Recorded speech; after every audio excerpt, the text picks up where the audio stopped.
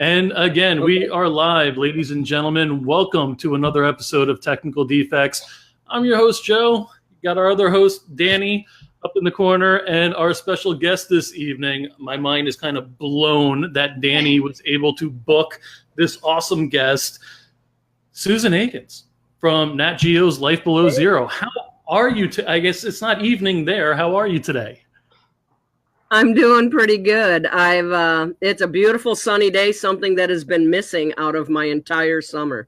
I think that it's safe to say this is one of the wettest ones on record, as the Arctic is actually a desert, and I get 8 inches of precip a year no matter what form it takes, and I'm way over 40, 50 now. So to have the sun out, I am just beating feet, but I wouldn't miss this for the world. Danny's my girl. Oh, that is awesome. So what I'm going to do is I'm going to drop out a moment and I'm going to let you girls talk, and then I'm going to look at some of the questions and bring them up. So here you guys go. Awesome. Take it away, Danny. Awesome. Hey, how are you doing, girl? I'm so much better now that I get to look at your amazing face. I'm so excited for this interview. I'm such an honor. I just want to say thank you so much for being willing to do this. For those of everyone on my friends list personally knows how much I geek out over you and how much I love you and have for years now. So this is a huge, huge, huge honor. And like I said, Sue is even more amazing for me because I'm Alaskan, but the Alaskan that I am does not compare or even come close to the Alaskan that Sue is. And I'm sure if any of you know about the state of Alaska, you would agree. She's way far north of me. So I just wanted to start off. Can you tell everyone who's watching right now who hasn't seen the show kind of a little bit about what you do and how you came across Kodiak and all that kind of stuff? I'm Susan Aikens. I live in a place called Kodiak River Camp up in Alaska. And where that's at, we got a really large state, and I'm all the way at the top, just about 15 miles from the Arctic Ocean. I'm on a show called Life Below Zero on National Geographic. We're starting a new season tomorrow, so tune in 9 p.m. on Nat Geo channel. So much going on this year. If you're a follower, we're going into it. This is the 6th season. There's so many new things. It's just everybody sort of hit their stride and went bam, and it's going to be a good season. But where I'm at, I'm all the way at the top. There's a lot of restrictions to be a 50-some-year-old fat chick up on the top of the tundra. I live in a tent. And when I say fat, there's fat and hot, fat and tempting, whatever, fat and sassy. Don't make it a negative thing. I don't, so nobody get too worried about that. But I hunt for the closest grocery store is 500 miles away. The closest road is 100 miles away. And I live by myself and have my own airstrip. So, it's taking the lone solitary lifestyle and giving it a bunch of testosterone and setting it free. It is just incredible. And for those of you who are in the lower 48 and don't understand kind of what it's like to live the lifestyle she does, I mean, this woman does her own hunting, her own fishing. She lives off the grid, completely self-sufficient. I'm at. I've got a collection of weapons right at the hand. Weapons. I mean, she faces, and not just the elements in the below zero freezing temperatures that makes my part of Alaska, like I said, looks like California compared to the part of Alaska you live in. But she has to go out. She's got to shoot her own animal skin, process her own meat. She has to get all that done in preparation for winter, so she can literally survive throughout the winter. So, I mean, what you see on Life Below Zero is so incredibly accurate. I kind of want to know a little bit about. Well, and I feel really grateful because the teams that they send out, I mean, they're all independents, but Go Team LBZ, we snagged another Emmy this year for cinematography. It's the people that are willing to take the shots, sit in the cold, sit in the bugs, and get that. They get the shots that make people understand or help them understand why the hell we do what we do out here. Why would you live in a frozen wasteland? Because it's not. It's everything. It's either in your blood or it's not. I've never met a person that came to Alaska, and when you ask them, hey, did you like it or hate it? I've never met anybody that goes, meh, I don't know. Everybody, it's either like, oh, hell no, those temperatures and the bugs, hell no. Or Northern Lights, sign me up. I mean, you love it or you hate it. It is. It's so true. And you're such an, I mean, oh my gosh, there's no way I can express in words all of the reasons that you're my absolute idol when it comes to just being a woman. I mean, there's been so many times where my own family has been like, well, Susan Aikens can do it. I don't know why you can't. I mean, it's just incredible to me that you've just broke the mold. I mean, that you can do this by yourself and you make it look like it's just another day at the office. It's just so incredible. Have you ever had a moment, Yeah. Where you've been like, okay, I can't do this anymore. I'm going to pack up, it's too cold or it's too scary. Or have you ever had those moments being up there? One of the times, one of probably the most difficult times I had, you go back, I think it's almost 7 years now, 7 years. And I had 900 pounds of gear with me flying back in. I had surgeries on the legs, flying back into camp. And the pilot couldn't make it to the runway. And so it was a couple miles past the runway, he dumps me off with all the gear out in the tundra and then beat feet to get out. I was underdressed coming from town to camp. I don't normally do that, but I boneheaded it that time. And I get out and I'm on I'm about a mile past the end of the runway. You've got wolves, 300 yards, a whole pack of wolves running back and forth, looking at me like I was a steak. I'm a little underdressed and I've got to get everything to camp. And while I hadn't been here to maintain it, you got 20-foot drifts up and down, and 900 pounds to go. I'm trying to carry these bags in and it was so strenuous. I'm literally throwing up on the runway, trying to exert myself. And I don't normally hit my wall, the wall that says you cannot do this. And I was getting frostbite and the sun's going down. So I made it all the way back into the dining hall and I got snot dripping down my face, looking like a baby infant crying. And I finally, I'm like, I can't do this. Oh my God, I can't do this. And then the light comes on and I went, oh my God, I can't do this. Okay. So I sat there and admitted I cannot move 900 pounds in a oneer, but I can move 20. And so I got every garbage bag I have. I repacked everything in 20-pound, allotments and bags, and I slung it. And I slung it about 20 feet, went and did it again, and it took me 8 to 10 hours to get everything inside, but I did it. I couldn't move 900, but I could move 20. Wow. I just did it a whole lot of time. So that's the thinking outside the box. I ran into it, and at that point, snot dripping down my face, crying like a big old baby infant. At that point, there is a part of you that says, give up. And then the rest of me roars its head up and says, give up? How do you just admit you're a freaking chump and do it differently? And that's what keeps me going. It's just so incredible. I remember seeing you on one of the episodes where you were gutting a caribou and it was freezing temperatures and you were stripping your gloves off. You started to get frostbite. And it just occurred to me, it's like, how many times do we just go to the grocery store and pick up a pack of burger down here, and you don't even think about what really goes into that when it's, freezing outside and you have to get that put away in a timely manner. I mean, it's just, I take my hat off to you. I remember which one. There's one. Now I haven't seen the finished product just because I don't get the channel here, but I believe it was 52 below zero, 35 mile an hour crosswinds. I've been chasing these things forever. Finally get the shot and it goes down. By the time I get there and I'm working on it, it was so cold with the wind. The knife goes in, and as I'm pulling it out, the blood and whatnot literally freezes on the knife, and it froze to my hand. And I'm like this, trying to open my jacket and get it in. It doesn't, and I still have some frostbite issues. You cannot give up on. Anytime I take an animal, I have a little heart rock that I leave. I find these things, and it's part of, and I have a spiritual thing, a little thing that I do for the animal. But you take a life, you take a heart, you leave a heart, and you say thank you. You pay respect to that animal. I chose to go out and hunt at 52 below. I better get my ass in there and get the job done with respect. God, you are just so incredible. I mean, I just hear that. It's just, wow, it just blows my mind.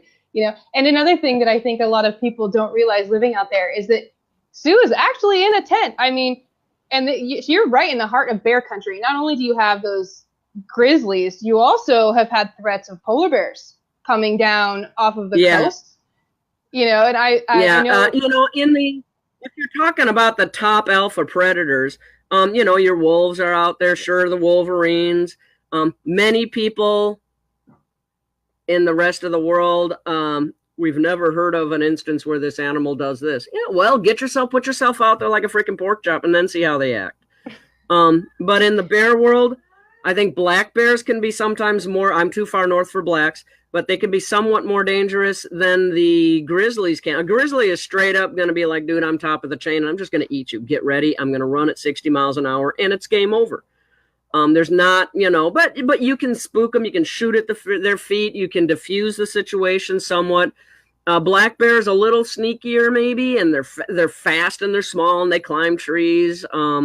But a polar bear, there's no stopping them. They are the apex predator. They are, once that big old blockhead turns and the nose goes in the air and they tilt towards you. I used to have a lot of dogs. I had 32 giant Alaskan Malamutes. And, I just heard a sound. Oh, I had to send a message to Joe. Hey, Joe, would you step in for just my brain is like, I got the guns back here and I got to go grab it and shoot something. I'm so sorry. That is me. I was sending a message to Joe. I was curious if Joe could go ahead and queue up a question really quick.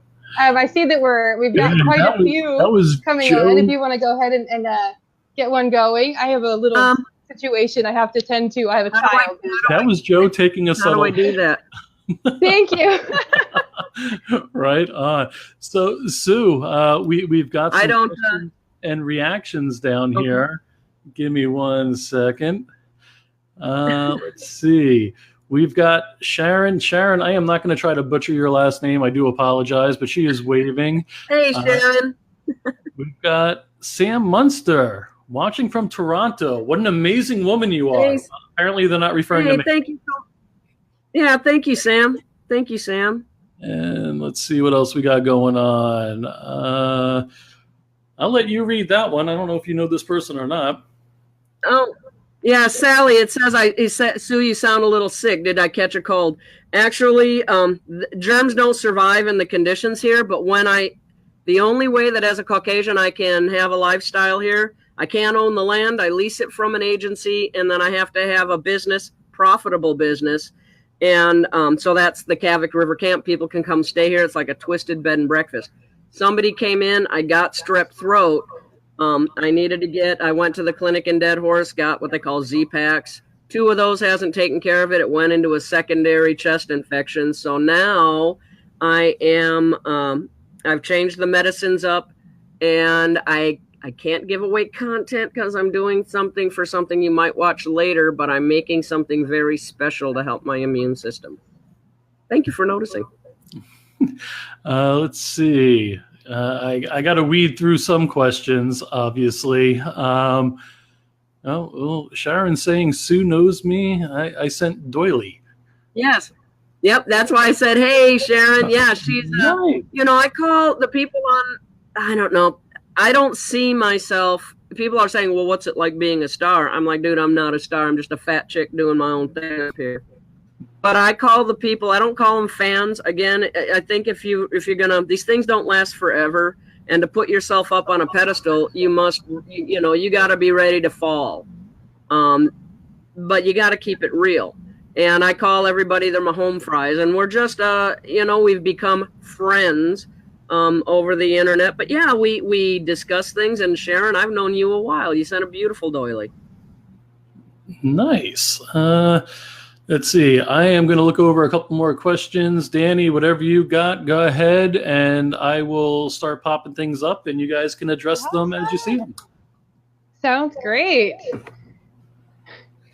Yeah. Well, one of the things, Danny, that I'm looking forward to, Danny and I are friends and home fries aside from this particular program. And one of the things that we've done, her family fishes. They have fishing boats, fishing vessels, and they fish down around the Kenai, right? Around Homer, Kenai. Yep. And so we're trading. We're doing this. Alaska's a big state on bartering. We're going to barter off caribou hunts. They're going to come up here and they're going to hunt and fill their caribou or have the opportunity to. and I'm going to go down there in the spring, and we're going to show me how to fish, because if you've watched the show, the fish kind of get away from me a lot.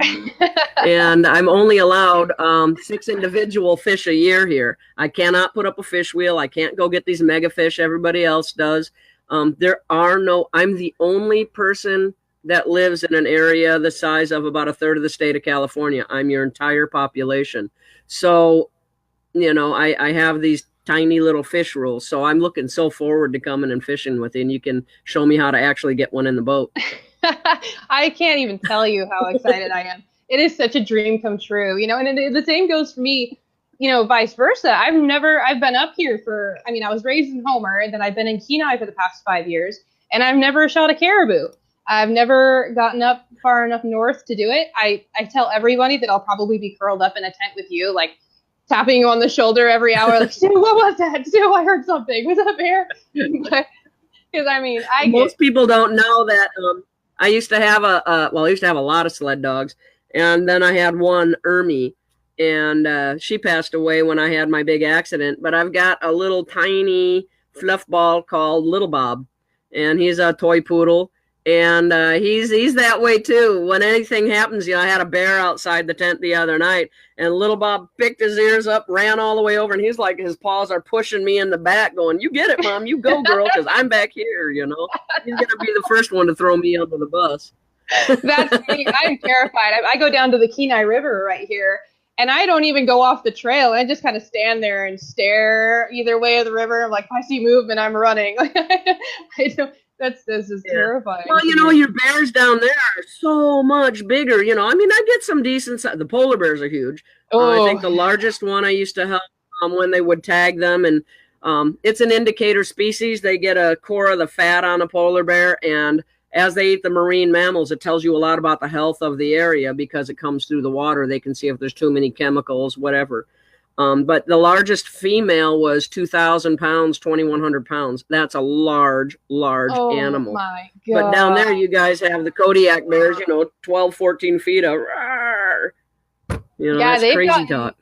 They got really, I was down at the river last summer, and I wear size 10 shoes. Like I don't have small feet. And I stepped down inside of a bear print, and then it cleared inch on either side. It was just they get those beer keg size heads. But the one that I've got running around out here right now, kind of giving me jip. He's never given me jip before. I call him Monster Bear. I have size 9.5 men's shoes that I wear, and his prints are just an inch shy of that and 8.5 inches wide. So he's a big boy, and he's never been a jerk before. But this year, the rivers have been so high. I've had so much water. It's all flood stage. He can't get to his food. So suddenly he sparked, and he's turned into a little bit of a rogue bear, and he sees camp as a source of food. So I'm trying to get as much as I can done. The darkness has returned, and with it, the spookiness. Oh my gosh. Yeah. So I am seeing the comments just completely blow up. It's been, I don't know, I'm a challenge-driven personality, and I enjoy the challenges that I get presented, and that keeps me going. That makes this area a good one for me to be. A lot of people, years ago, I got attacked by a grizzly. You can still feel here and here where his teeth went into my head. I laid out here for 10 days. I sewed up my own arm, put the hips back in the sockets, sewed up my head, went back, shot him, GPS'd it, and then the hips gave out as I was crossing the river. Like I say, it took 10 days for somebody to find me. And that's another one. You asked me, is there anything that made me say, fuck this place, man, I'm not coming back? I didn't know how I would react. I went out, once I got picked up, I had to go to Oregon and Washington, Seattle, and Portland to have surgery to put the hips back in, spinal, a bunch of other things. I didn't know. My biggest concern was how would I react. It's not if the next charge happens, but when. And if I hesitate at all, it's my job as the warden of Kodiak to protect everybody who's here, a lot of children and families. If I hesitate at all, that means I'm not protecting them. Somebody's life will be in danger. So, and the first time that it really happened, and I aggressively went out on the hunt, I did well. As soon as it turned in charge, poof, I dropped back into the mode that keeps me alive out here. So it was another close call, and those are the things. I think that even if you live in a city, if you've been spooked by walking through Central Park at night, it doesn't mean you never do it again, but you change your tactic, maybe you change your direction, and maybe you don't go alone, but you don't stop living. It's just so incredible. I mean, you just have this personality that's just like fly the plane. No matter what is going on, you take charge and you make it happen and you land safely. And I can't tell you. I mean, it's so easy for us who have never been in that situation to sit back and say, oh, this is what I would do. This is how I would react. But I can tell you right now, knowing me, if something like that happened to me, I think I would have been the first person to be like, I'm done with Alaska. I'm going to be in Phoenix for the rest of my life. I mean, the fact that you just came back from that and you just go back out there and it doesn't stop you. I wish so much that there was more people like you. I mean, it's so incredible. Well, if there were more people like me, then I'd have to find a new place. True. Get crowded out here, man. Yeah, that's true. All right, I'm going to be bringing up a few comments because they are blowing up down here, blowing up like they've never blown up before. So I can read this one. It's from Courtney Maddox, and she says, "You're my freaking hero, Susan. Your story took me back, and it's just so amazing." Thank you, Courtney. I tell people that I don't know why the universe created me in such a way that the real solitary lifestyle, I do it well. For example, if you're not familiar, in order to be here, like I said, I have to have a profitable business and it has to involve oil and gas. I took an old oil camp and I turned it into a twisted bed and breakfast. It's my goal to be the first 100% green camp in the middle of the oil field. I spend a few months a year, maybe part of June, July, and August, and then it quiets down again, where people come in and out. I'm the only refueling station for airplanes and helicopters in, like I say, the entire eastern side of the North Slope. And I think there's only 3 on the entire North Slope. But the rest of the year, I am alone. And by alone, I mean there's nobody for 500 miles. There's no planes flying out here, and there certainly are no roads. So if I get hurt, I better have my poop in a square or I'm not going to be here to talk about it in the spring. And you've seen me, if you followed the show, I boneheaded a few things. And I was lucky that there were people that were here that helped me. Other times I'm sewing my own head together and I keep going. One day the luck card is going to come up, snake eyes. But so far it's 7-11 and I got a good run. Wow. I actually have a question pertaining to that. So when you're up there with no cameraman, just you and your dog, maybe the fox outside, do you get ultimate cabin fever and start hallucinating and crap? And no, if I'm hallucinating, there's something that, I ain't finding in the grocery store involved. I tell people I get town flu more than I have troubles out here. I learned from a very, very, very early age. I had started saying earlier, you can't do this lifestyle and come from an emotional place. And what I mean is people say, well, don't you get lonely? And I go, no, that's emotional. You're lonely is like you're sad. There's something missing. There's nothing missing in my life. I register I live alone, but it doesn't follow that I'm lonely. I may not, I don't give in to, you're not going to hear me say, I'm so sad. I may not be particularly happy at the moment, but it doesn't follow that I'm going to give in to being sad. When you're alone or no matter where you're at in this state, you get 24-hour darkness, you get 50 below zero, you can't go anywhere for a while, and that will prey on your personality. We all have character flaws. It happens in everybody, and those are going to start blossoming, coming to the surface. Emotions, it's like when the kid's dad died and I was out here and I had to spend, that was somebody that was key in my life, and I had to spend that time 100% alone. If I came from a very emotional place, I'd just be a puddle of goo by the time spring rolled around. So I'm always in a state, and if you ask me any question like you just are finding out, I'm going to give you a 4-hour long answer. My grandkids laughed. The film crew was around them at one point, and they're like, they were like, oh, so your grandma can, boy, could she answer a question? And they're like, you need to understand. If you ask grandma what time it is, she's going to tell you how to build a freaking watch. It's how you phrase it to her. But that's my personality. That's how I think. Excellent. I'm going to skim through going to town. I don't understand.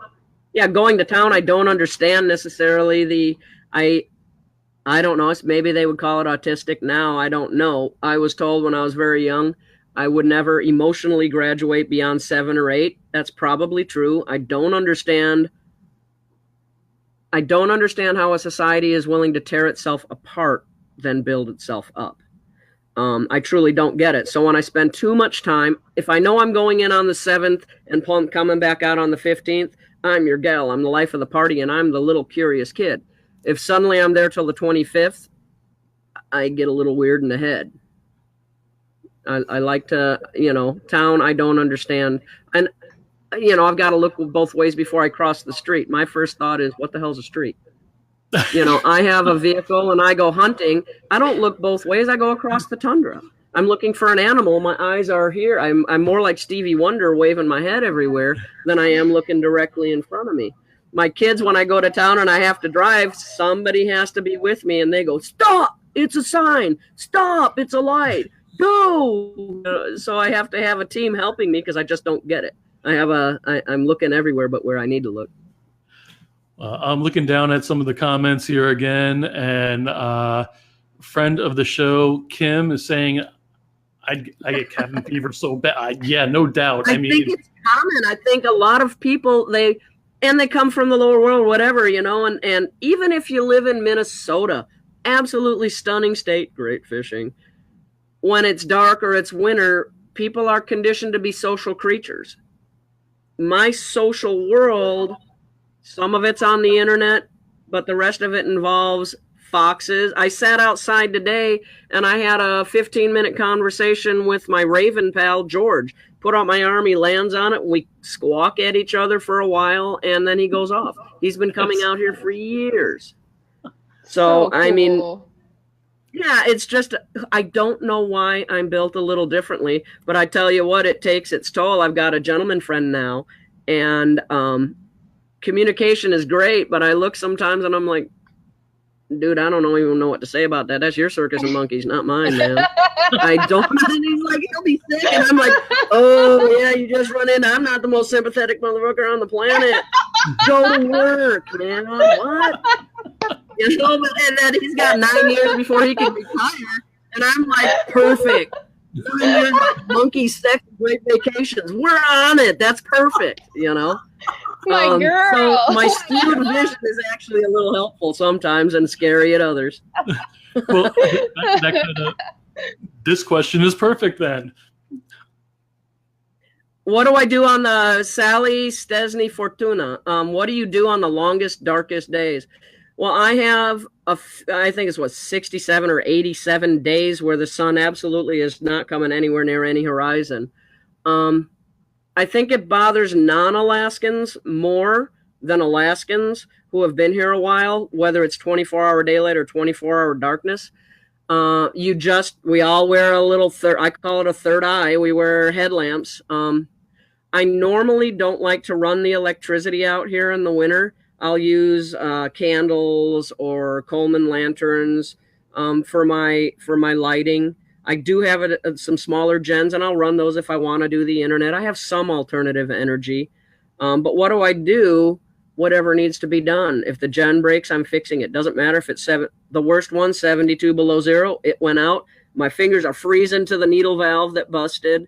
But there's nobody else going to do it. It's not a honey-do list. It's a honey-sue list. Oh, I love that. I'm stealing that. Oh my god. So yeah, but I do have hobbies. I mean, if that was I didn't mean to belittle the question. I carve bone buttons, I paint, I talk, I write things. I'll get on social media. One of the first things I did here I've been here a long time, 18 years or so. And in the beginning, almost nobody was doing internet up on the North Slope. It's hard to get over the curvature of the Earth to get the satellites. But I remembered as a child that when the men were going to the moon and traveling in space, we used the moon as a static bounce and reached the signals that we couldn't get a direct line of sight for. So I asked the geologist, where's the good bedrock? All of my dishes point down, and I bounce it off up to the moon and over to the satellite, and I haven't lost it yet. So...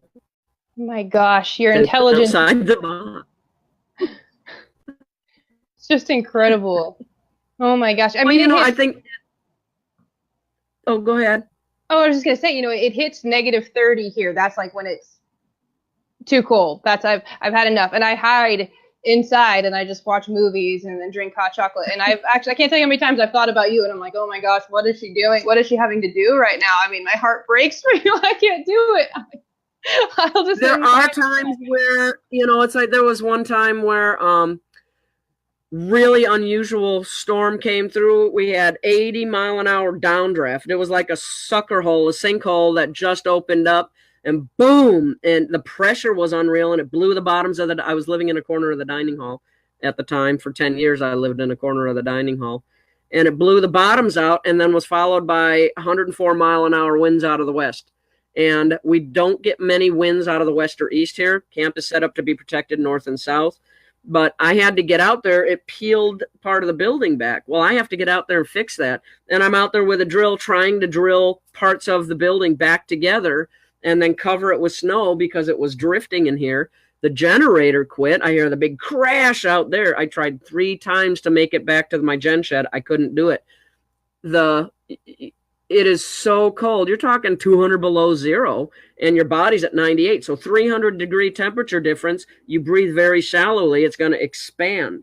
So in the winter, when it's really cold, you're breathing in, you want to keep it shallow because it's going to expand, rupture the capillaries by the lungs. You cough up blood for a little while. It scars over. You get your day done.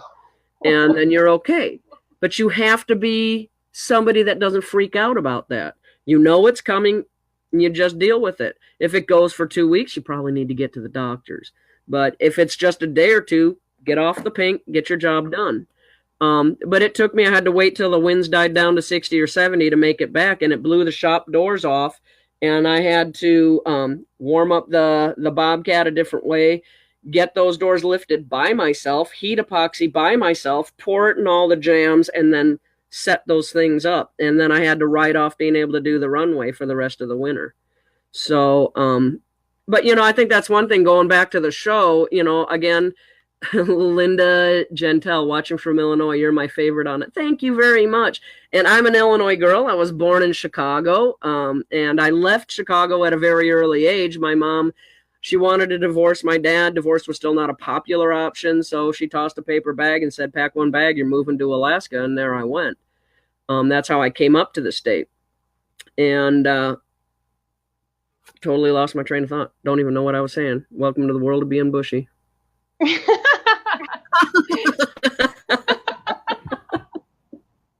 So, yeah, do you ever go bushy and see things? I don't see things. I just can't remember shit. It takes Sue Heimers and explodes it. Have I written any books? I do. I have actually. Judith Junk Riggs, have you written any books? I actually have written a couple of books. They're children's books. I am thinking, they're not published. They're just for myself and my family. I have been asked, people are interested in hearing more about what I do and how I do it and who I am. I haven't gotten past I don't want I got a fat butt. I don't need my head to match. I'm not at the place where I want to put myself on that pedestal yet, but I'm not saying I won't. I'm not there yet. I have to live with it. In life, I've heard people say, my daughter has said it, I come with a lot of baggage, Mom. It's like, well, don't pick up that Gucci stuff, and you won't. But the only person you're guaranteed to live with the entire portion of your life, all of it, it's not your mom, it's not your spouse, it's not even your children. These things can be taken away or end. It's yourself. So every morning it's a routine. I get in the front of the mirror and I'm like, Am I proud of what I did yesterday? Am I proud of what's going on? And if I can be brutally honest and go, no, man, I was a total dick to this person, you make your amends, you change it, and you become a better person. But you should always be, is the person in the mirror somebody you can respect? If it's not, you better change that stuff, because you're stuck with that one for a long time. That's so incredible. Oh my gosh. I mean, I actually said, before we even started this interview, I said, you're going to take a lot away from Sue. I mean, you have just this, oh my gosh, you're so wise. I love it. Kathy, not sure how you pronounce your last name, so I'm not going to. So Sue, what kind of meat do you have in your freezer now? I can't expound on it, but I have some caribou in there. I had a successful hunt recently, and if you can see, my hands are bloody. I'm actually dealing with that today. I can't give you any more details because you'll see it on an episode. But that's what I was saying earlier, is the uniqueness of how I handle things on the show. We're starting a new season. Again, with the new things, there is somebody new that's going to show up on the show, and I don't want to give away any details. But one of the fascinating things, even for me, is you watch Andy. Andy is just this MacGyver-y person, and I don't give a poop about somebody's personal life or whatever, but look at the MacGyvering he does, and I get ideas. You look at Glenn. Now, I'm the first person. I'm sitting here talking to you on a computer, and you see lights in the background. I'm running a business. Yes, I have to have some toys. Yes, I have to even have a business here is an immense undertaking. Glenn is bubblegum twine and a lot of human effort, and that's very interesting. So, and I know a few of the things that are coming up for some of the people on this season. So key in. There are huge things, but we're all so different. I'm the furthest north, and so my challenges are a little bit different, but we all have our shtick. Glenn is the guy who's going to use bubblegum twine and his mental capacity to get stuff done. I don't know, he talks the tree into cutting itself up. It's just amazing to watch all the effort he puts out. I am the first one going to go ring, ding, ding, ding, ding, ding, ding, if I had trees and chop it down. But, and there's Jesse. He's got the dogs, and you absolutely are going to be blown away with, he has taken the game, stepped up to it, and surpassed it. The new person is pretty stellar. And you've got the Hailstones. Who doesn't love them? You've got these fantastic young ladies schooling us all on how to do beadwork, catch fish, and be awesome. So I'm just so looking forward. The start of it's tomorrow. This is just an extended season. We're not doing 12 little episodes and, hey, I didn't get to see them.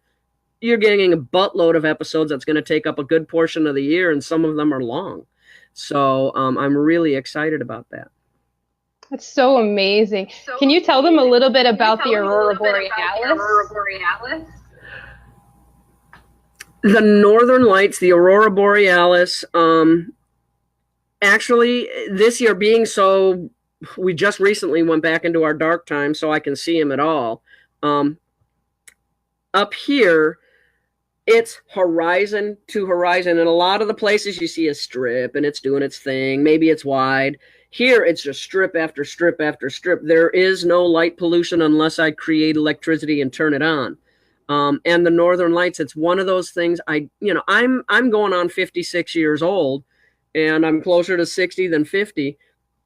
And in 45, 46 years of being here, there's not one moment that I see them that I don't stop, drop, and go, holy crap, that's a spiritual experience. People ask me, about my religion and whatnot. My religion is open your eyes and be amazed at what's around you. I have my own way of viewing things. And but a lot of it is, you can give me all the ingredients and I can throw it up in the sky, and I can't make that happen. So there's something more powerful than me out there. But whatever it is, the Northern Lights, the sun has flares. It sends these chemicals and protons and, all this through the sky. It hits our atmosphere, and depending on what it is, it'll flare up green, pink, purple, white, and it dances and moves. And the native populations, many native populations, and Eskimos, natives and Eskimos are not quite the same. Indian and Eskimos a little bit different. Incredible cultures, though. And a lot of them believe that this is the spirits of our ancestors coming in and dancing and interacting and whatnot. But I guarantee when you see them, it's you well up with emotion. That is something I'm emotional about.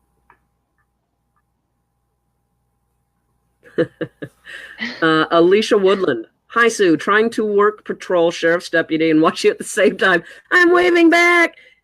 Thank you, thank you, thank you. Sheriff's department, fire department, any of those people. We just went through an unfortunate anniversary of 9/11. The first responders, the firemen, the policemen, thank you very much. You keep us in the style. I couldn't be crazy me if you weren't being good you. So there you go. Awesome. Can you tell us anything about what we can expect to see this season? I know we have to be a little careful what we say. Yeah, I can't give away secrets, and certainly nobody else's. However, you will get to. Glenn has a family, has a young child and a daughter that you will see on the show. You're going to see how they act and react out in the wild. Really cool things. I can't give away content. I can say that in my own circumstance, as I said, to be here and have a lifestyle here, I'm not allowed to own, as a Caucasian, I'm not allowed to own the property on the North Slope. So I have to lease it from an agency, and that agency has the right to take it away from you at any point in time. You have to be, that's why I'm not allowed to live in a permanent dwelling. I have to have the rooms are on basically trailers on tracks. If they tell you to move, you get so much time and get the heck out. And unfortunately for me this year, that has happened. The state has turned around and taken away my lease. It cost me a great deal of money and effort to get a temporary permit to keep this going, and now it's going to go up for public auction. One of the things you're going to see in my story is go back in time, and I had a cabin that I purchased a long time ago, and it got ransacked. Well, my daughter was moving up, and I let her and the grandkids have that, but that left me without a backup plan. And so when I was very, very young and I was left to my own devices, there was a cabin that I spent time in, an old homestead cabin. I've always had an eye on this property. The property came up for sale, and I've saved enough. I got the property, and you're going to see me start working that in case I may be able to hook Kavik and keep it, but I may not. And my personality, I'm not going to sit here and cry in my beer and worry about, will I make it? Well, won't I? Fuck yeah, I'm going to make it. I might have to make it somewhere else for a while. I might make it here for a while. I might make it both places and surprise everybody. Don't count me out. I'm one person you never want to bet against, man. You're going to lose. And where can we find you for the people who are tuning in on social media? On social media, I am on Twitter. I am on Instagram. I've got my personal Facebook, and then I have the public figure Facebook. Facebook is being a little bit unique lately. They say I have a high volume page, so I have to go through a lot of hoops to be able to post much on my public profile. And I'm trying to remedy that, but it's one thing. You need to come in and sign this. Yeah, okay. You obviously don't know where I live, man. It's a 1,000-mile journey. No thanks, you know. Let's find a new way of getting that business done. So, but yeah, Miss Michelle Earl, watching from Northern New York. You're my favorite on the show. Can't wait. I know, right? I am so bummed that I don't get it. So I will get on social media with everybody on Facebook, and I'll be like, yo, what up? But you're going to have to tell me what everybody does. So it's kind of a turnaround. I'm here filming and doing obviously I haven't died this year. But yeah, we work. That's the home fry thing, man. We all work together. What's going on with Glenn's? Oh, really? Wow, how cool. And this is a 90-minute episode. Lots of goodies. I'm so excited. I'm so excited. It's like Life Below Zero, just put on the big girl britches and amped up the show. It's funny that even Alaskans are, I think, the first people to tune in. We're like, you know, all of us who live in like, you know, Anchorage and South, and we're all nice and warm on the Kenai Peninsula, we're like, what is Sue doing? Well, and there's no doubt, you know, there's some people that Kodiak River Camp, Kodiak _river _ camp. Sorry, that was from Sharon. She wanted to know what my Instagram name was. That's what it is. Sorry, you'll never know when I'm not a faithful twit. I do Twitter, but I am not a faithful twit. I have, you know, the Facebook and the Twitter will post to each other, but I don't remember my Twitter password, and they haven't let me reset it, so it's only one way right now. Sorry. I've done that. I'm sure there's like a 3-year-old would be able to go, oh, what's wrong with that? Sherman West, I have a question from down here where we get almost no ice or snow. Why do all of you try so hard to get water instead of rigging up a mechanism to melt and filter snow? Just wondering. That's an excellent question. We don't on the show deal with the business aspect of what I do, but as a business, I actually have, and we touch on it. There is an episode where I put up the snow fencing to melt it. But for me, it's an Arctic desert, and I usually only get 8 inches of precip a year, and it takes quite a bit of the year. It'll blow this direction, come back. My buildings will trap it. Anything higher than the ground and then about this big is going to make a drift. That's the snow you want to get more water out when you melt it. But I may not get that until January. So what am I going to do for like right now, I'm freezing up. I've only got maybe another 2 weeks, where I'm going to be 15, 20 below zero within 2 weeks. So I won't be able to run a water line. I'm not allowed because of the restrictions on the lease and ethnicity. I can't put a pipe in the ground and put a well in. So water is something we all worry about. Now, some of us don't worry as much as others. They live in a situation where you can turn on a faucet, but they have other things they're doing. So when they go somewhere else, you do always worry about it. But yeah, for me here, what I was getting at with that was for the business, if I get winter clients that come in, I have a 3,000-gallon snow melter. There's a big chute, and so I would put up drift fencing now to farm a drift like you would farm any crop. And I would have to be on that 24 hours a day, dumping snow down the chute to go hit the guns, oil-fired guns, melt it, send it around camp. So I do have an extensive water melting, ice melting system, snow melting system, but for one fat chick, it's an awful lot. Once I get one of my barrels emptied with the water, then I will put snow in there and start melting it. You've seen me where I get a big pot and I put it on my oil-fired heater and I fill it with snow and throw some ptarmigan breasts in there and maybe some dried dehydrated carrots, and I go about and do my work. And 3-4 hours later, I come back and it's soup. So it's a great question. Why don't we melt it? Some areas it's easier than others, and we are just so dynamically diverse. And we're all very different. You know, I must have the right way for me, but it's not the right way for Glenn, or it's not the right way for Andy. The challenges are so enormously different that so are our remedies. Oh my gosh, that is so amazing. Chris Drika, do you have a relationship or talk to the other people featured on the show? Sorry if I missed if this was already asked. Chris, do I have a relationship with the other people on the show? I have met almost all of them. There is a new person I have not met. Most of us know about each other. It's just one of those things where, you know, we call it muck-luck messaging. I can be sitting up here in Kodiak and something happens, and I guarantee Noam has heard about it before I can pick up the phone and call my family. It's just a thing. It's just like the teacher used to put all 30 kids in the classroom, and then you whisper one thing in an air, and it goes through, and it turns into something else.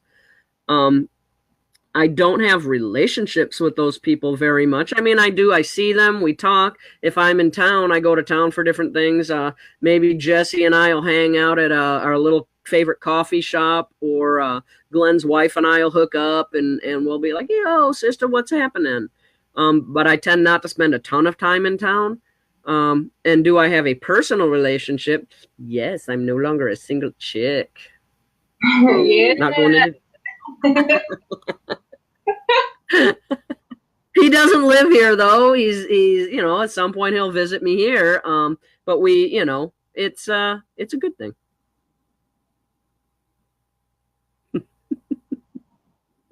Oh, thank you, Sherry! Yay! You're awesome too. Yay!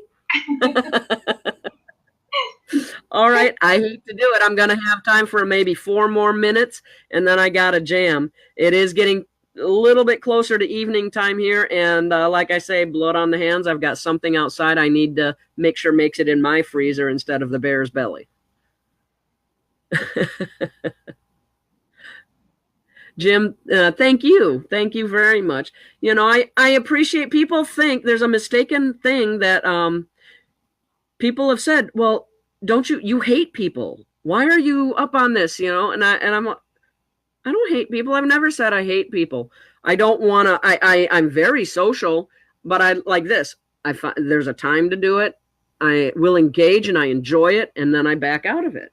I don't want to live with everybody, but I enjoy the good side of humanity. I don't get the negative side of humanity. I don't get that at all, so I don't want to enter into that.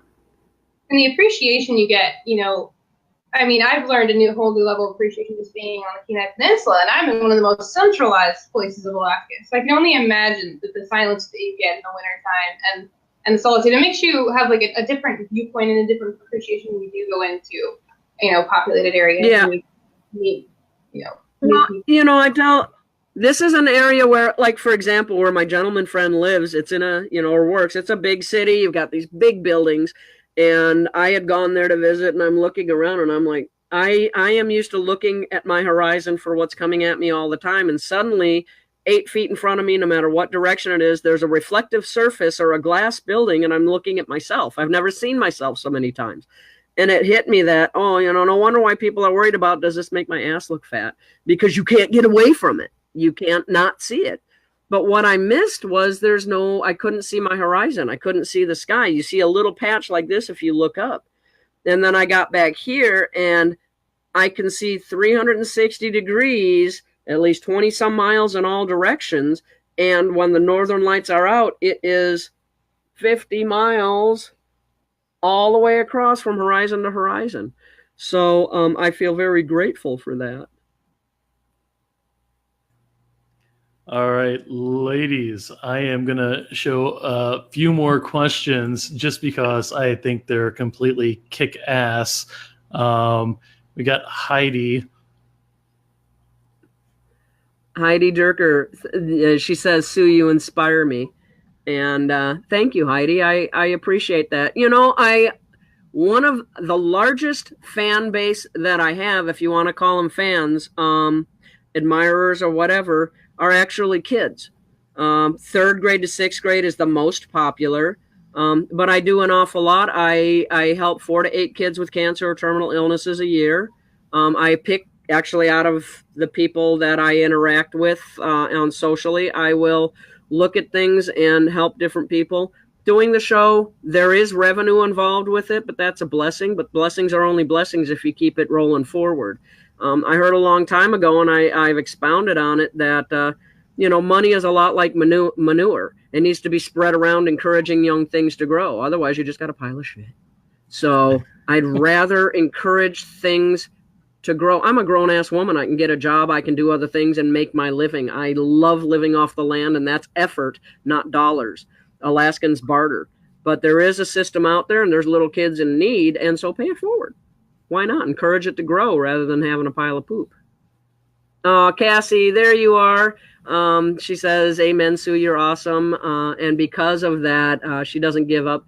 Cassie is somebody that I've met over the last few years, and she has an illness, Chiari syndrome. And it's one of those things that people don't there are things that people don't necessarily understand, and there's not a lot of information about.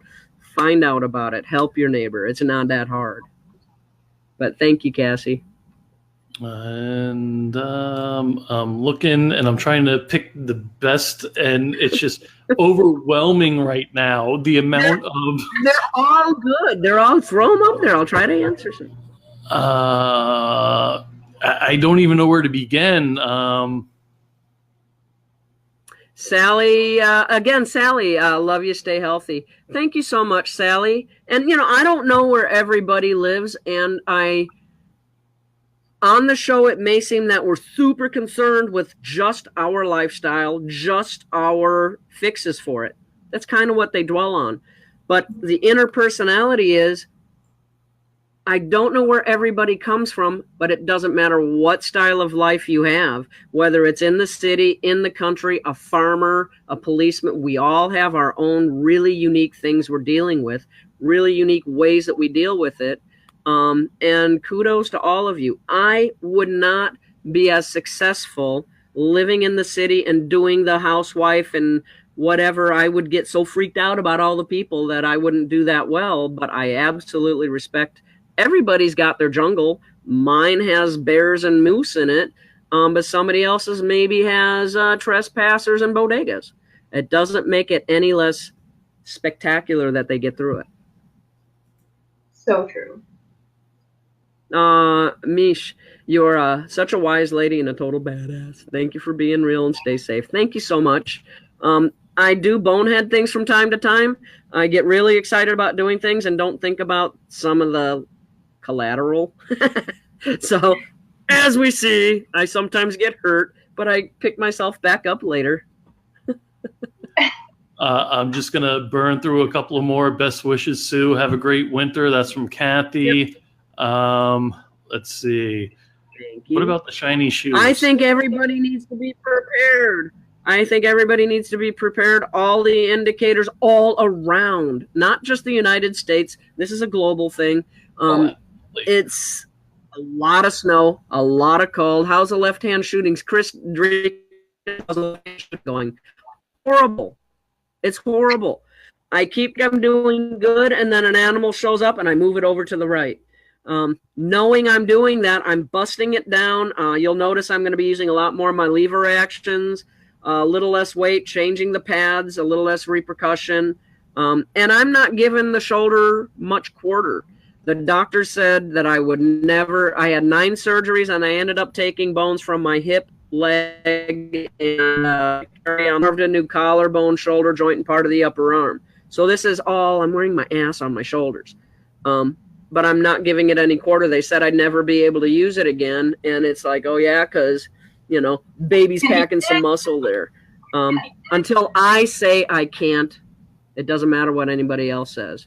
So the lefty, I'm still trying it, but my brain is stuck on the right. So I'm changing the weapons I use.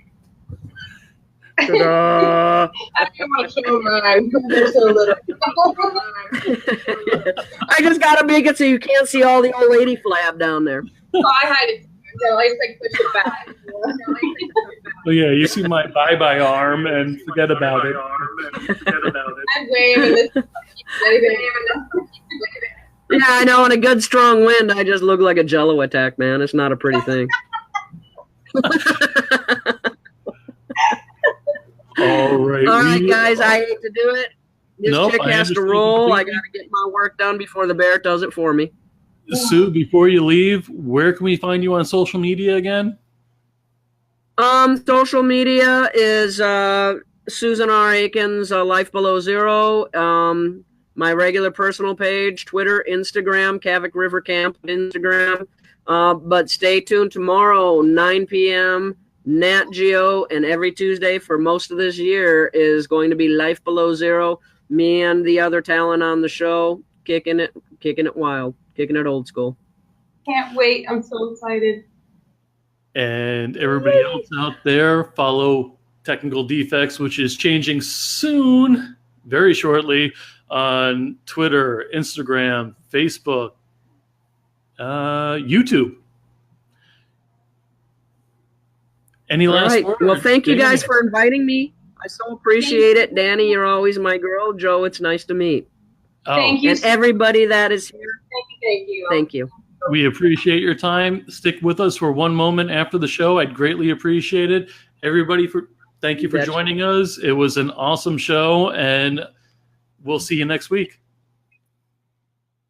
Thank you.